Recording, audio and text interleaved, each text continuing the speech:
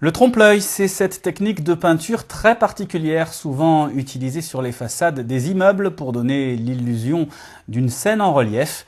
Dans le Lot, rencontre avec un artiste professionnel du genre, Christine Ravier, Jean-Pierre Jose. Jean-Hubert Savoldelli est peintre en trompe-l'œil. Il expérimente depuis une quinzaine d'années les facettes, les facéties même, d'un métier où l'apparence est reine. En se jouant des ombres et des lumières, le peintre se moque des lois de l'optique.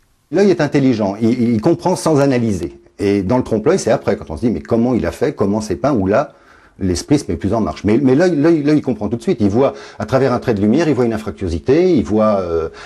c'est le côté magique du trompe-l'œil. C'est un petit peu frustrant pour celui qui l'a fait, mais si vous passez devant, vous ne le voyez pas, c'est le trompe-l'œil réussi. Il y a beaucoup de gens qui confondent, par exemple, fresque et trompe-l'œil.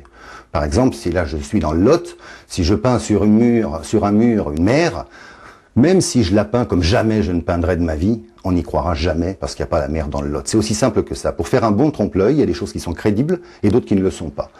Illusionniste dans l'âme, le peintre aime avant tout le défi. Le trompe-l'œil s'apparente à une partie de cache-cache, c'est un jeu.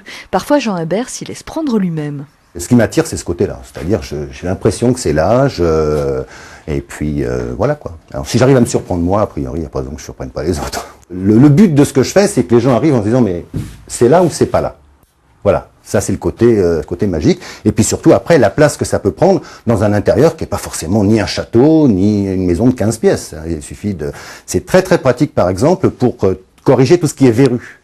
Dans un appartement, dans une maison, un pan de mur un peu mal placé ou qui trouve son utilité mais qui n'est pas forcément esthétique.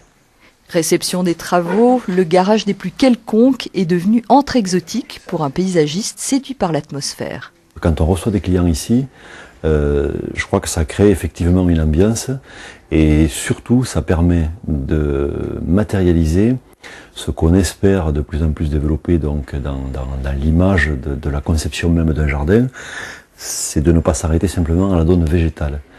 Le trompe-l'œil, l'échappée, la perspective, tout ça, ce sont des paramètres qui sont très très importants et on arrive à le matérialiser comme ceci, donc le client le perçoit beaucoup mieux.